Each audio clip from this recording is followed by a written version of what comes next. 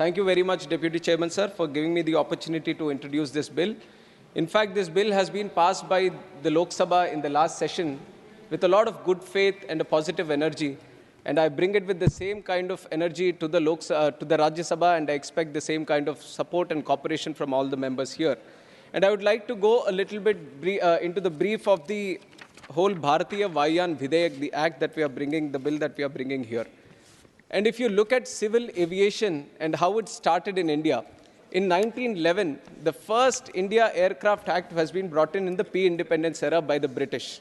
And at that time, the whole airspace was being monitored by this Indian Aircraft Act.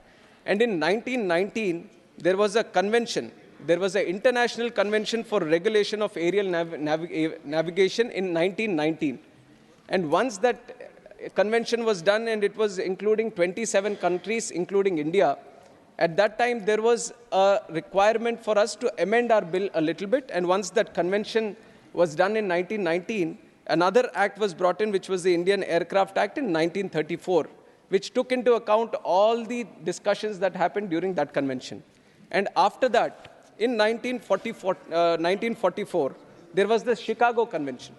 And the Chicago Convention promulgated another body, which was the International Civil Aviation Organization. That became the premier body, which is still existent till now, and it consists of 193 member states.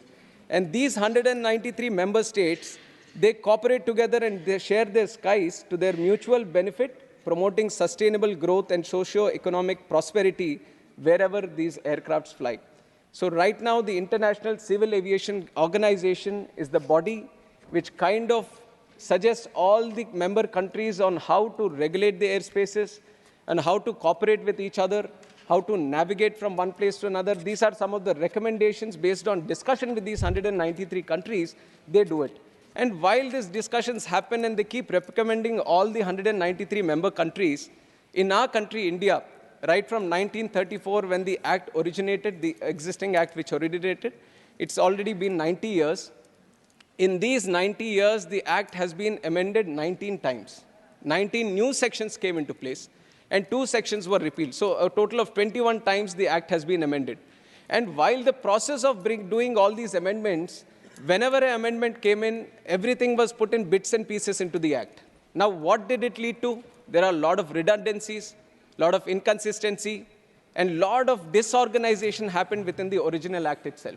And now the International Civil Aviation Organization, which keeps auditing all the requirements, all the rules, regulations, the acts that any country has, it has recommended to India that why don't you look at your principal legislation once, because there are a lot of activities and a lot of inconsistencies happening.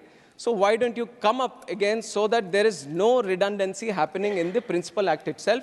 And that becomes the base for us on bringing us this new amendment on new act, which is the Bharatiya Vayan Videyak.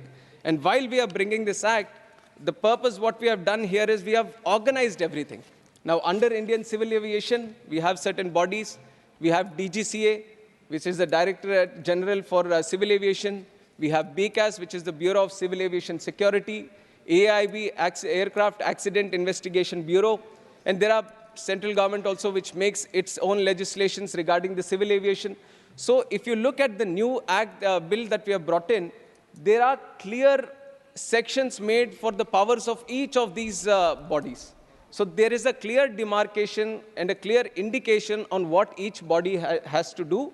And we have entirely organized whatever was there in the earlier act, and we have totally organized it and presented it in a much better manner, which the ICAO also recommended to us in this.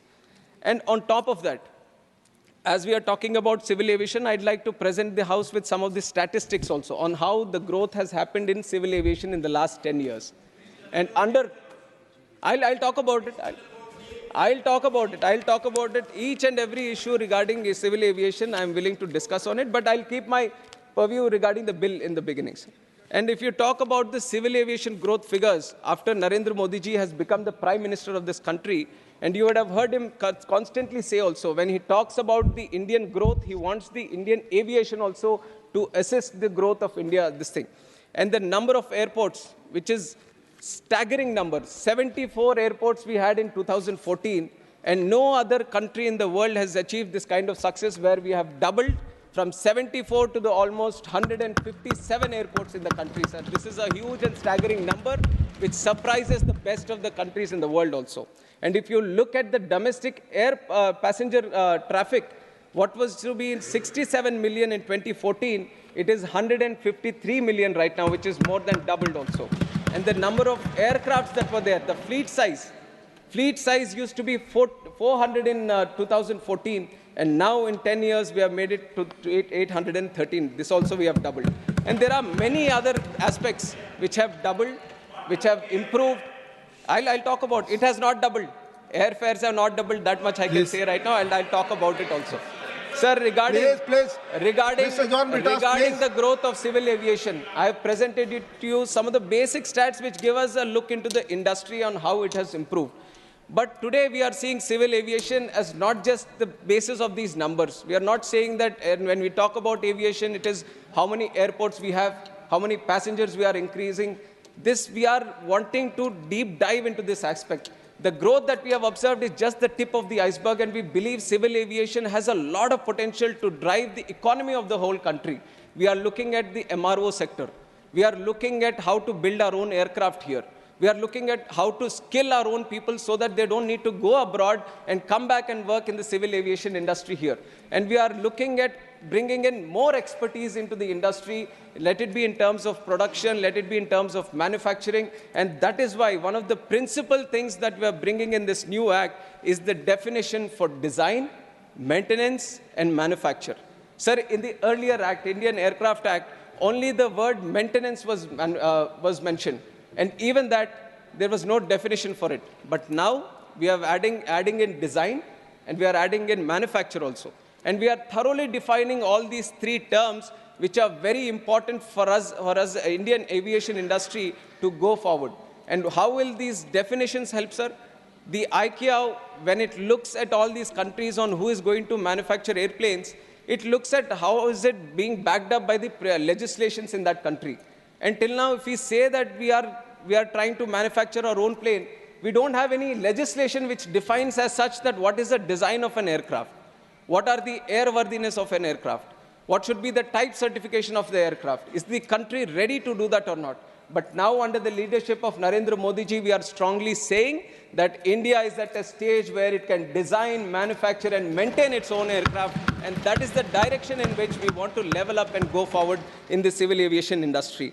And if you look at many more other statistics I have, sir, which shows that there is a huge potential in this country. And right now, we are moving forward in that.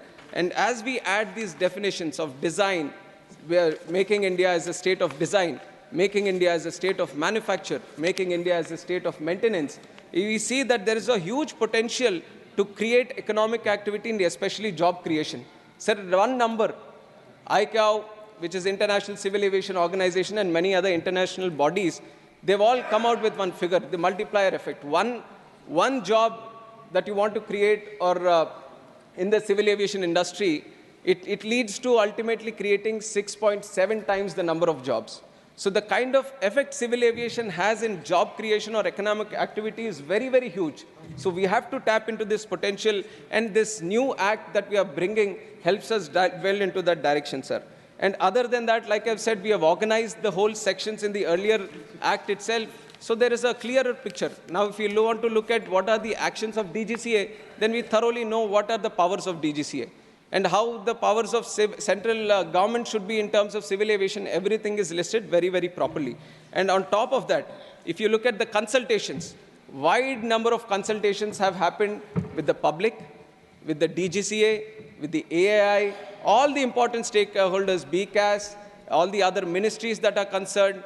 After thorough consultations with all these ministries, it is after that, then we have compiled everything, sir. We have taken what the good suggestions are, and we have tried to brought it into the principal act right now. And now, on top of that, I'll talk about some of the important features that we are bringing in with the bill. Now, sir, almost thousands of pilots are getting trained in this country today, and we have spoken to them. We have asked that, do you have any challenges right now in the present scenario? Because we feel, right now I've said there are 800 aircrafts in the country. And sir, you would be surprised the number of aircraft orders we have that are coming in are more than 1,500 right now. And I keep talking to these airlines, and they're every month they keep saying, sir, we have ordered 50 more, we have ordered 100 more, because they see the potential that India has today and how we have to grow forward also. So as we bring in these new planes into the market, we would be needing more pilots also. On some situations, one aircraft would require, with all the FDTL limitations that they have, all the operational requirements they have, they would need up to 20 pilots. So imagine how many pilots our country would be needing as we move forward with all this fleet coming into the country also. And now we thought, let's talk to them. Let us see what their challenges are, how the whole pilot training industry is working today. And one important thing that they've mentioned is that while they go for this CPL, commercial pilot license training and all, one challenge that they face, they have to go through this radiography, the radio telephony certificate, the RTR certificate, which is called technically. This is something which they have to obtain, and flight radio telephony operator license. These are two things that they have to obtain, and for that, they have to go to Department of Telecom. This was how it was designed, because they had the equipment, they had the little know-how and technical expertise. So they had divided this stuff. They said, why don't you get this license from Department of Telecom? Once that comes from there, then the DGCA, which is with the civil aviation, then it thoroughly verifies that. And once we do the cross-verification and the CPL license also, then we grant the pilot the license. But we have seen that when we do this dual thing of going to that department and obtaining a license and our department doing a certain verification, there was a lot of delay happening.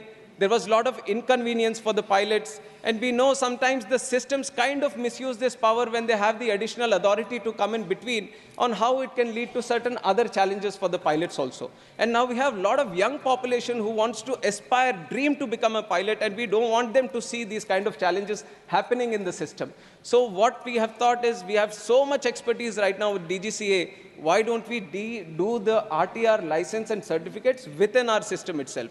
So that is the biggest change we have brought in here, where we are not avoiding the DOT right now, and we have the expertise, and we are bringing everything under our wing, under our civil aviation, under our DGCA, and we are letting the pilots not go through the inconvenient process of going through two different departments for obtaining their pilot license. And other than that, sir, we have brought in the appeal system. Like I've said, we have amended the Act 21 times. And while we have done that, sometimes we have missed putting whatever rules. Sir, civil aviation, the international civil aviation organizations keep recommending us so many things time and again, because it has an international view to this. Sky is not limited to one country. We travel from one country to the other country. So everything has to be harmonized. Let it be if we are flying here in India, if we are flying in New Zealand, if we are flying in America or any other region or any other continent, everything has to be harmonized so that there is a smooth travel between the countries happening. So as and when anything happens anywhere in the world, this ICAO picks it up and it kind of recommends to all countries that why don't you have a uniform harmonization among the laws in this thing. So it keeps doing it all the time. It meets every year, multiple times on multiple subjects. And once they reach a consensus in Montreal, where the headquarters is there, and it keeps sending them. And now constantly after doing that time and again, the ICAO also observed that there is no principal legislation backing to the rules that we have today.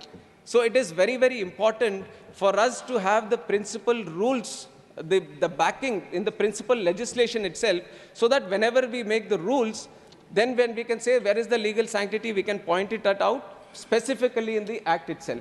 So that process we have adhered to this time. So whatever rules we are making, we thoroughly understand that the rules are originating from so-and-so clause or so-and-so section in the Principal Act itself. And some problems that we have faced earlier was, there was no appeal system also. Whenever the civil aviation, the central government or one of our bodies does any of these administrative orders or actions that are taken by the department itself, it doesn't have the principal backing. We are doing it by rules, which is not legally correct also. So right now we have put an appeal system which follows the principle of natural justice in the Act itself. So that is a strong legal backing that we are giving. And now anyone who faces any administrative order or any other financial economic order that comes from the ministry itself, he can go through the process of appealing. Why did it come against me? So the principle of natural justice is being followed here, sir. And on top of that, there are some other provisions also in the appeal system, and also there was, when we are trying to have any problem with the pilot or the license, earlier the system was only you can cancel the license. But now we observe not every time you can cancel the license. Sometimes you might need to restrict it. Sometimes you might want to cancel it. So these kind of systems, what we observed, small flaws that were existing in the industry, we tried to pick them up and include it in the act itself. And these are some of the changes that we brought in. And I'm willing to listen to, I'll talk about the other issues once I get all the suggestions and comments from the honorable members, sir. And I'm willing to answer to each and every clarification that I need to give from this. But I request this support and also the cooperation of all the members here. This is a very important legislation that we are doing, because we realize that civil aviation, which is the third biggest domestic sector in the whole world. Sir, considering the population, US, maybe it's around 35 crores today, and it is the #1 domestic market. And look at our population. And we want more people to travel through air here, which is becoming a reality also under the leadership of Narendra Modi ji. He has brought in the Udan scheme, and everyone should know about this Udan scheme. You would all wonder that we have created. See, creating airports is one challenge. You can spend the capex and you can create an airport. But today, with the private airlines, for them to run those routes, it's another bigger challenge. But our Prime Minister, he is a man with a vision, and it's a man on a mission, sir. And he has launched in 2017 the Udan scheme, Ude Desh Ka Aam Nagrik, which was very, very specific to connect these underserved and unserved airports of the country. He didn't want them to lie vacant or lie dormant. He thought of a brilliant scheme where we were giving a small VGF funding, and we called in the airlines. We said, these are the real India that we want to connect. And wherever these airports were there, the new airports which were built in many of the unconnected areas, which were unconnected through air travel, where we have built them, we have said, through Udan, why don't you start the routes? And today, a staggering number of 602 routes have been started by Udan, which is a record in itself, sir, in the last 7 years. And we want to push it more also. We want to create more airports, and we want to use the Udan also, so even more. And I can proudly say today, I was a member of parliament for the last 10 years. And initially, as I started as a member, sir, the most important request I would get from my constituents was that, how do I get a new railway stop? I believe it is there today also. But I see as a minister today, in 5 months, I'm getting requests from across the table, across the house, both in Lok Sabha and Rajya Sabha. People are coming that I want more air connectivity. Why don't you connect me from point A to point B? Why don't I get an airport? These are remote places, sir, where people would have not even dreamt of having an airport. But today, our India, my India, has become so aspirational that even the remotest past, they are saying that I'm not going to strive for anything less. I think he has also a request there, sir, our honorable member. They're all requesting that, why don't I have an airport in my own district itself? I feel proud of that today. Please, Mr. John Britas, nothing Sir, is going on record. that. Please, you speak. Mr. John Sir, Britas, I'll answer that please, when I get don't get him in. No, please. Please, you speak. Sir, I am willing to answer all those questions. So I'm saying today, the India Nothing has is become going so on record. aspirational that everyone is dreaming and aspiring to have their own airport, and we want to cater to those dreams. We want to build those airports because we feel if we can't do it today, it will become a challenge tomorrow. Tomorrow, the land is going to be a scarcity. Everyone wants to have land, and nobody is parting away with their land also. And tomorrow, it might get even more difficult. For one airport to build, if we want to cater for big, wider aircrafts, we need at least 1,000 acres, sir. And now, today, if we don't start, that is why it is very important to build this infrastructure now. And our Honorable Prime Minister has taken it at the right time, and we have made consistent progress. But we believe that there is a lot more to achieve for us in civil aviation.